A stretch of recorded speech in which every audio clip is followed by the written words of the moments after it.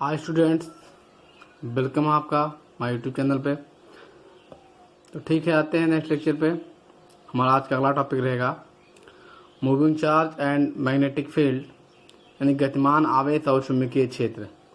तो गतिमान आवेश की बात करें तो जो हमारा चार्ज है, चार्ज का मूवमेंट और चुंबकीय क्षेत्र दोनों आपस में एक दूसरे के म्यूचुअल रिलेशनशिप में है। गतिमान आवेश और चुंबकीय क्षेत्र का मतलब यह है कि किसी भी चालक तार में यदि आपका आवेश प्रवाहित हो रहा है, किसी भी इलेक्ट्रिक वायर में अगर आपका चार्ज फ्लो हो रहा है तो उसके अराउंड क्या क्रिएट होगा, मैग्नेटिक फील्ड क्रिएट होगा। और ये किसकी वजह से होगा, ये आपका होगा मूविंग चार्ज की वजह से। ठीक है, जैसे आर्स्टेड ने ये देखा था कि किसी अगर इलेक्ट्रिक वायर में अगर इलेक्ट्रिसिटी फ्लो कराया जा रहा है तो इन्होंने जो है मैग्नेटिक कंपास उन्होंने रखा और देखा कि उसमें डिफ्लेक्शन क्रिएट हो रहा है, यानी कि जो आपका मैग्नेटिक कंपास था उसमें विक्षेप उत्पन्न हो रहा है। ठीक है, और जैसे ही हम डायरेक्शन चेंज करते हैं वायर में, जैसे डायरेक्शन चेंज करते हैं, जो हमारा मैग्नेटिक कंपास है उसमें जो डिफ्लेक्शन है वो भी क्या हो जाता है, चेंज हो जाता है। और तो इससे ये पता लगता है कि हाँ, आपका जो है चार्ज की वजह से मैग्नेटिक फील्ड आपका क्रिएट होता है। एक चीज़ और आपको बता दें, जैसे ही आप जो है इलेक्ट्रिसिटी की वैल्यू को बढ़ाते हैं, जैसे ही धारा के मान को बढ़ा देते हैं, तो हमारा मैग्नेटिक नीडल कंपास होता है उसमें जो डिफ्लेक्शन होता है वो भी क्या हो जाता है, बढ़ जाता है। जबकि अगर हम तार में कोई वैद्युत धारा प्रवाहित नहीं करते हैं तो एज इट इज वो पहले की तरह ही मैग्नेटिक नीडल कंपास बना रहता है, इसमें कोई विक्षेप उत्पन्न नहीं होता, उसमें कोई डिफ्लेक्शन नहीं होता है। तो इससे पता चला कि अगर किसी जो है वायर में इलेक्ट्रिसिटी फ्लो हो रही है तो उसके अराउंड क्या उत्पन्न हो जाता है, चुंबकीय क्षेत्र में मैग्नेटिक फील्ड उत्पन्न हो जाता है, जो कि तार में प्रवाहित होने वाले धारा की वैल्यू पर डिपेंड करता है कि इसका जो है मैग्नेटिक फील्ड कितना जो है तीव्र होगा, इसकी इंटेंसिटी कितनी ज़्यादा होगी। ठीक है, तो आप ऐसा देख पाए दोनों का म्यूचुअल रिलेशनशिप है। नेक्स्ट आपका आता है बायो-सैवर्ट लॉ। तो बायो-सैवर्ट लॉ में जैसा कि आप देख पा रहे हैं कि बायो-सैवर्ट लॉ में आपका कोई एक धारावाही चालक तार होता है, इसमें चुंबकीय क्षेत्र का मान आप निकालते हैं। जैसे मान लीजिए कोई आपका वायर है, इसमें आई करंट फ्लो हो रहा है। ठीक है, और इसका मान लीजिए कोई लंबाई, मान लीजिए छोटी सी लंबाई, मान लीजिए डीएल लंबाई की वजह से हम निकालेंगे कि आर डिस्टेंस पे कोई आपका पॉइंट पी है, उस पॉइंट पे जो है मैग्नेटिक फील्ड डीबी यानी वैद्युत क्षेत्र की तीव्रता डीबी हमको निकालना है। तो आपका जो बायो-सैवर्ट लॉ है ये स्टेट करता है जो डीबी का मान होगा वो चालक में प्रवाहित धारा आई की क्या होगा, अनुपाती होगा, यानी dB directly proportional to I. DB का मान चालक के अल्पांश की लंबाई डीएल के अनुपाती होगा, यानी dB directly proportional to dl. DB का मान अल्पांश तथा उस बिंदु के बीच की दूरी आर की वर्ग के भिन्न समानुपाती होगा, यानी dB directly proportional to 1/r square. ठीक है, डीवी का जो मान होगा वो जो है बिंदु को मिलाने वाली रेखा तथा चालक तार के कोण जो आपका होगा साइन थीटा उसके अनुपाती होगा। अगर सबको हम कंक्लूड कर लें चारों इक्वेशन को तो क्या आ जाएगा, dB directly proportional to I D L sine theta upon are square, या dB equal to K I D L sine theta upon are square, जहाँ पे के क्या है, कांस्टेंट है, इसकी वैल्यू है μ0/4π। ठीक है, या इसको आप मान सकते हैं 10⁻⁻7 न्यूटन पर एम्पियर स्क्वायर। ठीक, इस तरह से आपका डीबी की वैल्यू आ जाएगा μ0/4π I D L sine theta upon are square. ठीक है, इस तरह से आप जो है चुंबकीय क्षेत्र निकाल लेंगे किसी अल्पांश वायर के लिए बायो-सैवर्ट लॉ द्वारा। नेक्स्ट आपका आता है चुंबकीय क्षेत्र की दिशा ज्ञात करना। ठीक है, to find out the direction of magnetic field. तो इसमें आपका 3 लॉ है बेसिकली। फर्स्ट लॉ आपका हो गया मैक्सवेल स्क्रू लॉ, यानी मैक्सवेल का दक्षिणावर्ती पेच का नियम। जैसा कि अपने दैनिक जीवन में सभी लोगों ने पेचकस यूज किया होगा। तो अगर आप अपने दाएं हाथ में एक पेचकस ले लीजिए और पेचकस लेके किसी स्क्रू को इस प्रकार कसिए कि वह जो स्क्रू रहे, वह जो पेंच रहे वो चालक में जो धारा की दिशा की चालक में प्रवाहित होने वाली धारा की दिशा में आगे बढ़े। ठीक है।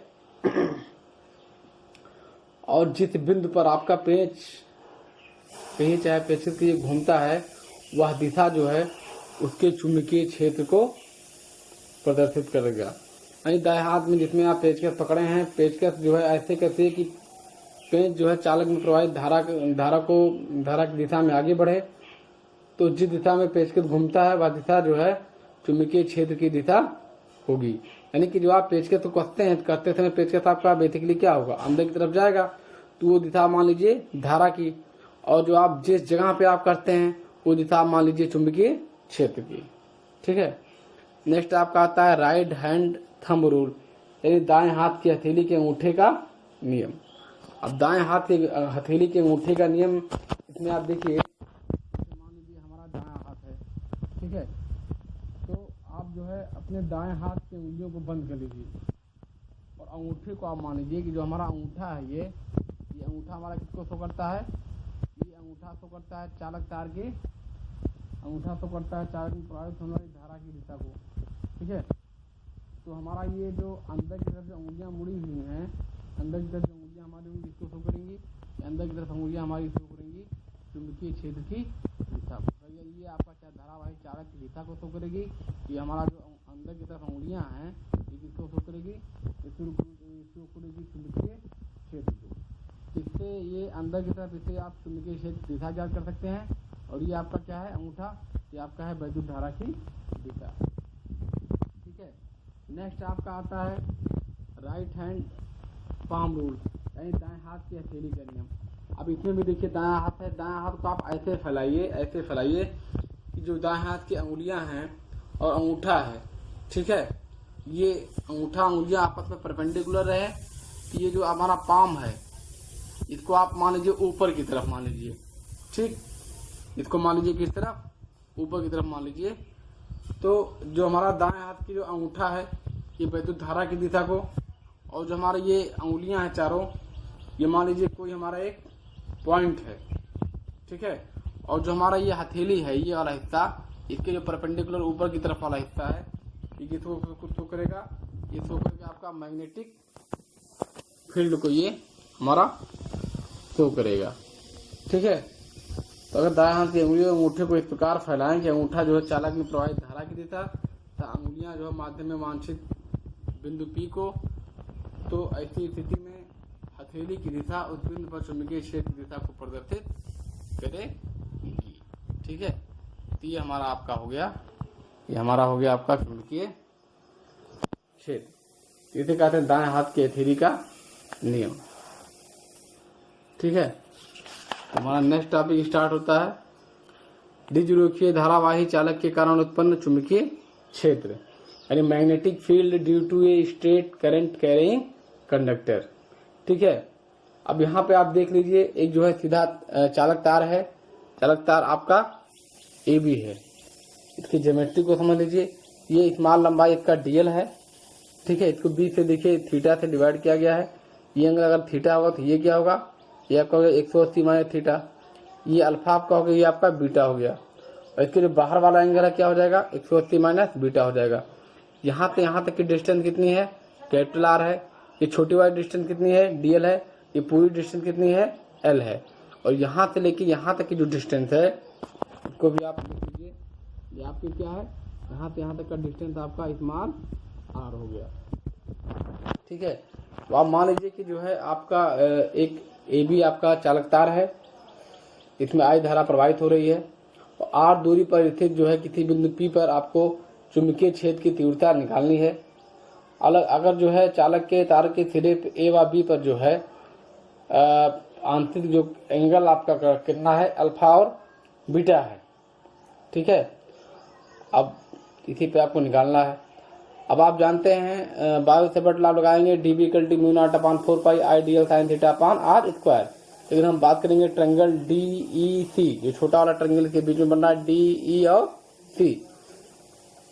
तो DEC की बात करेंगे, ट्रायंगल DEC में अब sin 180 माइनस थीटा निकालेंगे, यानी ये निकालेंगे ये चीज sin 180 माइनस थीटा। तो लंब बटे कर्ण, लंब का काम कौन करेगा? कैपिटल आर करेगा, और कर्ण का काम कौन करेगा? Small R. तो capital R upon small R. या साइन 180 माइनस थीटा आप जानते हैं क्या होता है? साइन 180 माइनस थीटा आपका होता है जो है साइन 180 माइनस थीटा आपका होता है साइन थीटा। तो इसलिए स्मॉल आर इक्वल टू निकालेंगे तो capital R upon sine theta, या small R equal to capital R cosec theta. अब इसी का आप tan निकालेंगे तो tan 180 माइनस थीटा क्या हो जाएगा? लंब बटा आधार। लंब आपका क्या हो जाएगा? आर हो जाएगा। आधार क्या हो जाएगा? आधार हो जाएगा आपका एल, आर अपान एल। ये r equal to minus l cot theta. ठीक है, इक्वेशन फर्स्ट पे आइए। इक्वेशन फर्स्ट पे आप आइए। इक्वेशन फर्स्ट क्या कहता है आपका? DB equal to mu naught upon 4 pi I dl sine theta upon are square. अच्छा सॉरी एक चीज बेटा यहाँ गलती कर दिए हैं, यहाँ एल नहीं आपका क्या हो जाएगा? यहाँ पे आपका डी एल हो जाएगा। तो आपका हो जाएगा DB equal to mu naught upon 4 pi I, और वैल्यू आप रख देंगे डीएल की, तो minus R cosec square theta D theta और sine theta upon R cosec theta का होल स्क्वायर हो जाएगा। तो डीबी इक्वल टू क्या हो जाएगा? Minus mu naught upon 4 pi I sine theta upon R into D theta. या B की वैल्यू हो जाएगी alpha to 180 minus beta. Limit क्या लेंगे? Alpha to 180 minus beta, lower limit to upper limit, minus mu naught upon 4 pi I sine theta into D theta upon r. अब जो constant है उसको आप बाहर कर लीजिए। कांस्टेंट क्या है? म्यू नॉट अपान 4 पाई है और आई अपान आर है, माइनस के साथ इसको बाहर कर लीजिए। लिमिट आपने लगाया अल्फा टू 180 माइनस बीटा, अंदर क्या आपने रखा? साइन थीटा और क्या? D theta. तो बी की वैल्यू इस तरह से क्या आ जाएगी? Mu naught upon 4 pi I upon r. ठीक है, माइनस का क्या होगा? माइनस कट जाएगा। कैसे माइनस कट जाएगा? माइनस आपका 2 बार माइनस होगा तो माइनस माइनस का आगे आपका प्लस हो जाएगा, अंदर जाएगा cos alpha plus cos beta. ठीक है, तो ये आपका फार्मूला हो गया किसी रेखीय धारावाहिक चालक के कारण उत्पन्न चुंबकीय क्षेत्र का। अच्छा कंडीशन मान लीजिए कि जो आपका जो वायर है, जो आपका वायर है, मान लीजिए कि जो आपका वायर अनंत लंबाई का हो। ठीक है, और जो यहाँ पे आपका पॉइंट सी है, पॉइंट सी मान लीजिए कि आपका पॉइंट सी जो है के सापेक्ष अनंत लंबाई का हो, और जो आपका अल्फा बीटा एंगल है क्या मान लीजिए क्या हो? 0, क्योंकि जो अनंत लंबाई का रहेगा, खूब लंबाई का रहेगा, तो ये आपका जो है लगभग मान लीजिए सेम हो जाएगा। तो ये एंगल क्या हो जाएगा? 0 हो जाएगा। तो ऐसी कंडीशन में mu naught upon 4 pi I upon r cos 0 plus cos 0, cos 0 की वैल्यू कितनी होती है? 1 होती है। तो 1 क्या हो जाएगा? 2 हो जाएगा। 2 जा 4 कट गया, तो आपका आ गया mu naught upon 2 pi I upon r. ऐसी कंडीशन में आ जाएगा B equal to mu naught upon 4 pi I upon r. ठीक है, चलिए तो ये हमारा था रेखीय धारावाही चालक के कारण उत्पन्न चुंबकीय क्षेत्र। ठीक है, नेक्स्ट लेक्चर में मिलते हैं। Thank you class.